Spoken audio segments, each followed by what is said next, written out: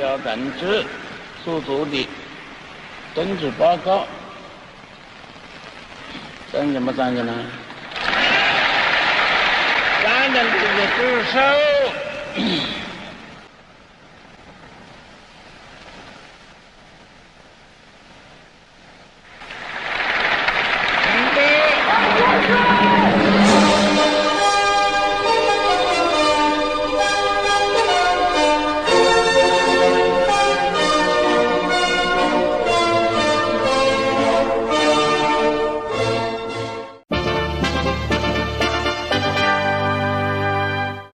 If you have not yet watched the first part of this response, then please click the link in the top right corner of the screen or in the video description to see it. It is highly recommended. Anyway, let's get on to the rest of this response. There was a fear of worldwide communism from the West, but that fear wasn't realized until the world's largest nation became red. From then on, stopping communism from spreading to any other nation across the globe became top priority for the West.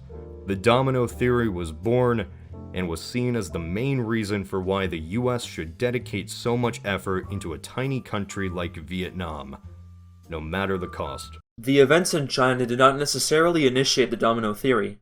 In fact, the idea had likely been around since at least the Greek Civil War period, which initiated similar geopolitical concepts such as containment and initiatives such as the Marshall Plan.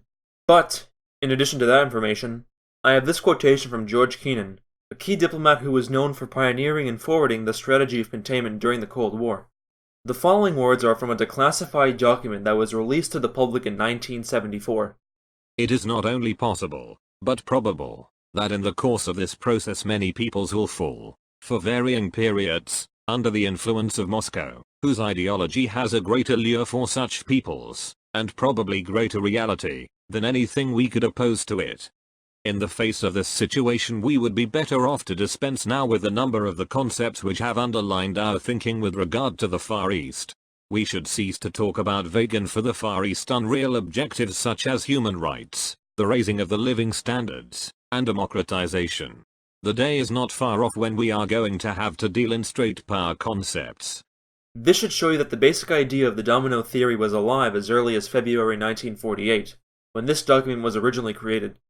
Hopefully, these words were able to convince you that the domino theory was already existing in some form prior to the events in China. But this quotation should also make it clear that the United States was, and still is, morally bankrupt, and that it did not actually care about a prosperous future for the Far East, but rather spreading its own geopolitical domination across the world. As a result, it makes sense why countries like Taiwan remained authoritarian and undemocratic, in the liberal definition, until the 1980s, as Cody described earlier in his video. Given the atrocities that the United States has committed in Korea, Vietnam, and other countries across the world, it also should not be surprising that this would be an official US position. The quotation also directly admits that communism was likely a better solution for the Far East than capitalism, which essentially invalidates the whole purpose of containment and domino theory from a humanitarian perspective. The link to the entire declassified document is in the description if you want to read it yourself. And that leads us smoothly into the next section of the video.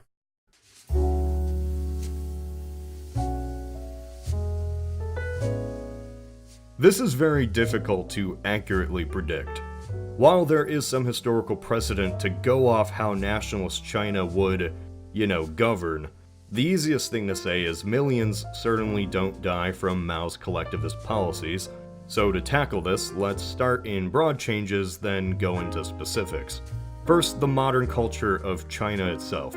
Yes, the millions of deaths certainly would have an impact on the nation, but I'd say the most defining impact of Mao was the Cultural Revolution. Mao's plan to create a permanent revolution, rile up the masses, call for a purge of the party, and go back to the good old days, as in before he destroyed his credibility with the famine. He shut down schools and students became a new generation of revolutionaries, reading the books of Mao and remembering to destroy the old, which included teachers, intellects, historical and cultural artifacts of old China. 1 million died. By the 70s, Mao died, and China thought, hey, maybe some parts of capitalism aren't all bad. Well, there is certainly a lot to unpack here. I am about to go through a lot of information, so please bear with me. and feel free to rewind the video if you need to. First of all, millions of people would die under Nationalist China. You see, Cody blames the millions of deaths in Maoist China exclusively on the policies of the communist government, but this is partly incorrect. The only famine to ever happen within communist China was the Great Chinese Famine of 1959 to 1961, during the Great Leap Forward. This was not the result of policy alone, but rather by both natural disasters and poor planning by the Communist Party, which was trying to make the transition into socialism at the time. There were weather conditions in China which led to mass drought across the country, and farmers overestimated how much grain they produced, so when the party came to collect this grain, there was ultimately less than what was estimated. Had there not been this series of natural disasters that happened during this highly sensitive time of transition, or had the Great Leap Forward been executed at an earlier or later date, the country would have not been caught with its pants down, and the millions of deaths that occurred, directly or indirectly as a result of the poor timing surrounding the famine, would have likely never happened, or at the very least not to the extreme and often overestimated extent that it did.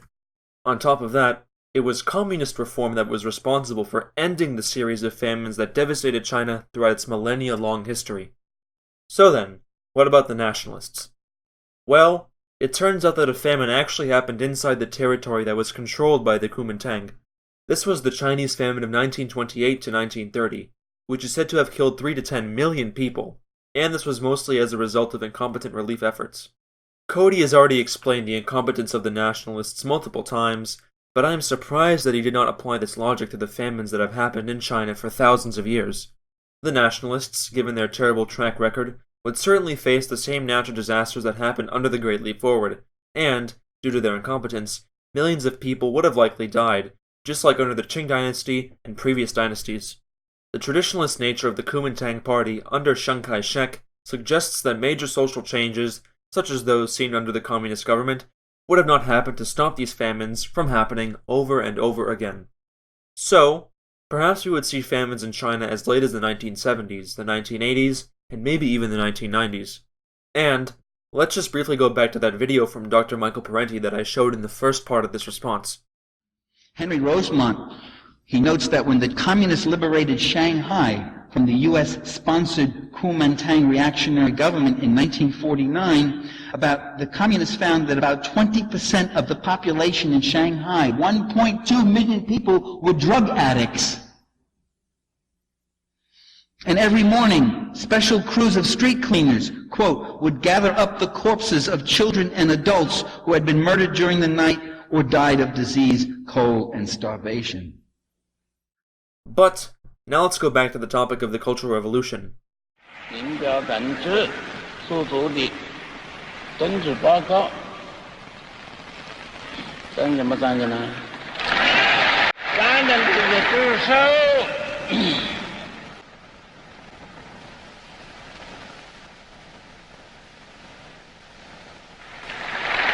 This was a very complicated period for Communist China, so I will try to make my points as concise as possible. As previously discussed, drought and poor planning on all sides contributed to the famine of the Great Leap Forward. Although Mao stepped down as state chairman during this time, his overall credibility was not damaged as Cody tries to claim. He was still well respected throughout China and occupied other powerful positions such as chairman of the party. After all, if Mao truly ruined his credibility with the famine, then how did so many Chinese people listen to his call for the Cultural Revolution in the first place? Overall, this idea that Mao initiated the Cultural Revolution to compensate for the failures of the Great Leap Forward is simply inconsistent. Then, he goes on to say that 1 million Chinese people died during the Cultural Revolution. He does not provide any sources, so I cannot play the game of numbers here. But, what can be said for sure is that there were not officially mandated executions, and even Mao's greatest rivals were untargeted by the violence. These included Deng Xiaoping, Xi Jinping's father, Xi Zhongjun, and Li Jianyan, who were some of the most right-wing people of power in China at the time. They only lost some of their influence and seats in the upper echelons of the party, whereas others were removed from power and sent to the countryside. Mao and his supporters theorized that, in a socialist society, new generations would need to experience the process of revolutionary change themselves, to formulate the society of the future, identify those who oppose that vision, and prevail over these forces. Mao and other leftists sought to encourage more mass movements of younger people to carry on revolutionary change long after their deaths. During the latter part of 1966, over 1 million students were active in Beijing at any given time. They rebelled against their authoritarian teachers and a backwards educational system that was designed to produce skilled people with little political consciousness. Sounds familiar, doesn't it? These teachers and administrators were paraded in the streets and subjected to public criticism and humiliation.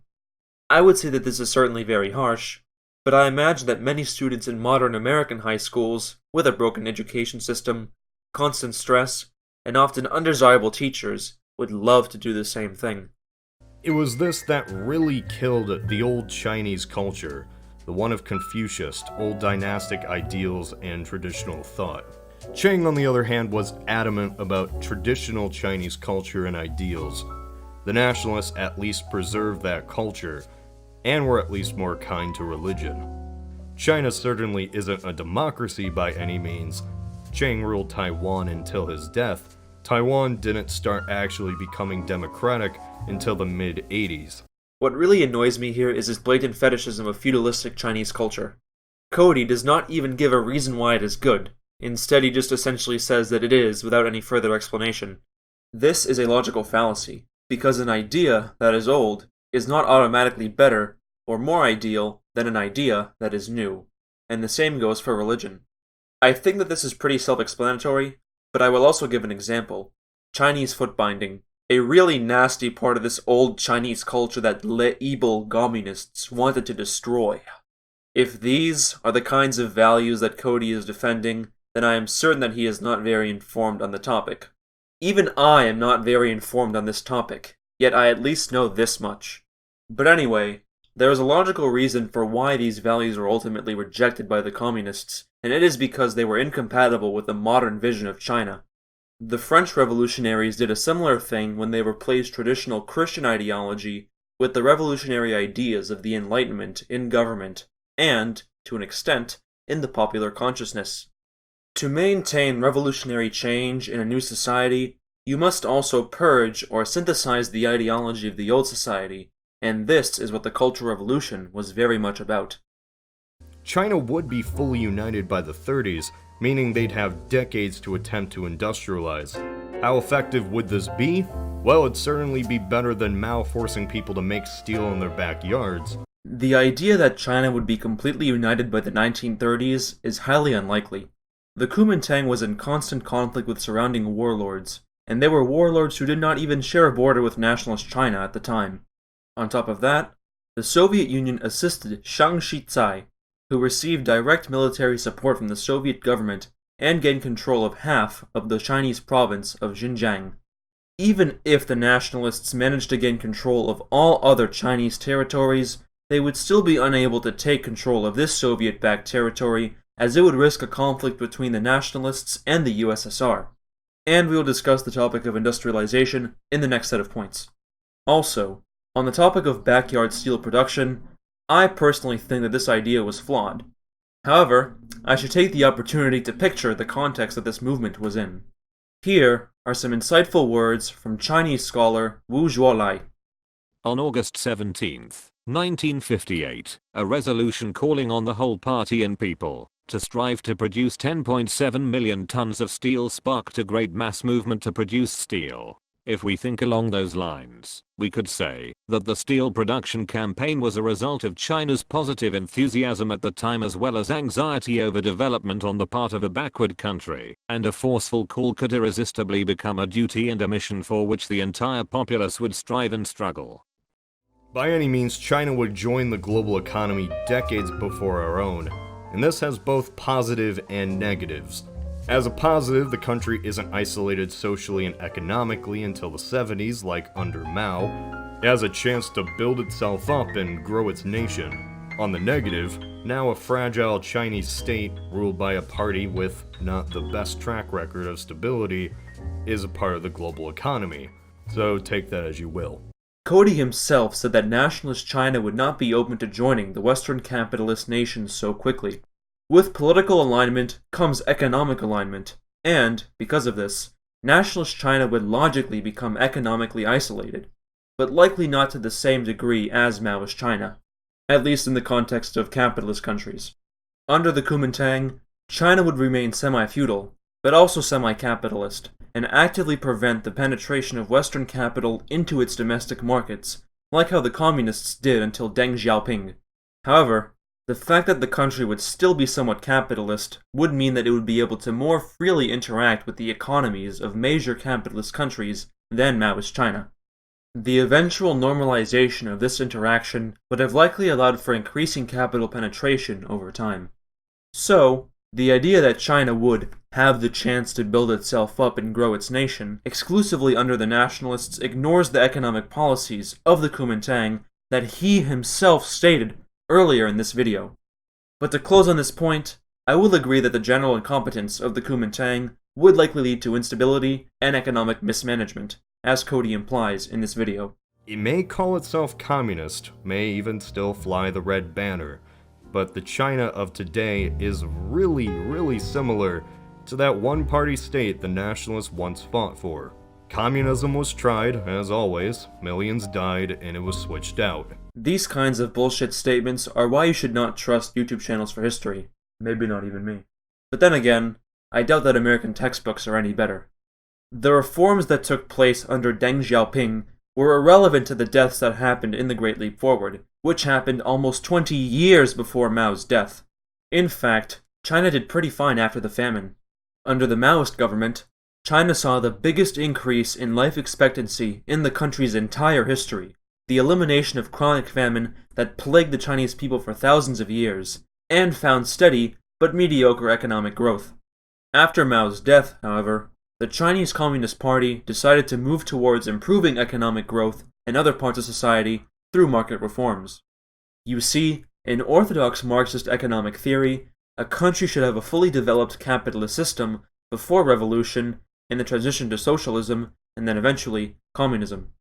However, in real life, successful socialist/communist revolutions always happened in the poorer and less developed areas of the world.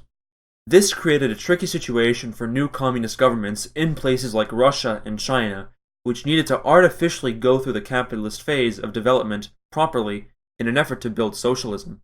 For the Soviet Union, the new economic policy was created, and it worked pretty well, given that the USSR eventually became the second largest economy in the world, only behind the United States.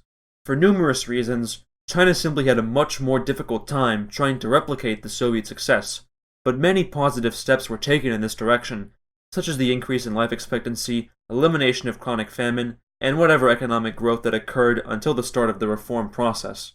Ultimately, China was much less developed than Russia at the time of its revolution, which is part of the reason why I believe the reforms ultimately happened. But, despite incredible economic growth from these reforms, the switch to state-oriented capitalism resulted in the betrayal of many principles that were originally achieved in the fight against the Nationalists. The characteristics that Cody compares between the Communists and the Nationalists very much originates in these fundamental changes to Chinese policy. Only time will tell whether or not this was justified. But overall, Cody is simply incorrect in saying that famine death is why the reforms happened. The market today isn't as free as Europe or America, but China today is capitalistic. Its party is tied hand in hand with its own owned corporations. If Nationalist China did rise, we'd see fewer of these state-owned companies, but the effects that nation has on the global stage would probably just be the same. Just for a second, let's assume that the Index of Economic Freedom, created by the Heritage Foundation, is absolutely correct. Now, let's consider what the goal of the capitalist economic system is: profit. The East Asian model of capitalism has produced some of the fastest economic growth in the past 100 years, and it is primarily because of how effectively China, Vietnam, and other East Asian nations are able to direct their capital and productive forces. State-oriented capitalism is simply stronger than other modern models in this regard. In a typical Western capitalist economy, this level of cohesion does not exist, and it is one of the several major factors explaining why economic growth rates have stagnated across the Western world. You wonder why so many refugees are being accepted into European countries. Much of this is because foreign immigrant labor is almost always paid less than domestic labor. lower labor costs equal more profit for businesses, and more profit for businesses equals higher economic growth rates. But anyway, I digress. Now, we reach the ultimate dilemma here. The rules and desires of capitalism are in direct contradiction with the concept of freedom, whether in the Heritage Foundation definition or any other. I would spend some time debunking the Economic Freedom Index and its own definition of freedom, but several other videos have already addressed the subject. I will do an act of courtesy for them and put at least one of these videos in the top right corner of this upload right about now. Brutal crackdown of dissidents, authoritarian measures, and wariness of outside influence. It simply transformed and changed clothes throughout the centuries, rising no matter who would have won. The only difference is who gets to take the credit. But China certainly is an enigma. I was also planning on making a long response to this point too, but instead, I decided to leave that to the critics in the comment section below. And that basically concludes this response.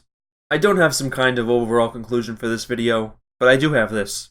Please do not rely on a single source for any historical information, not even me. Overall, I hope you all enjoyed this response. And, if you are new to my content, then please consider supporting this channel however you wish. This is DANOV of DANOV channel.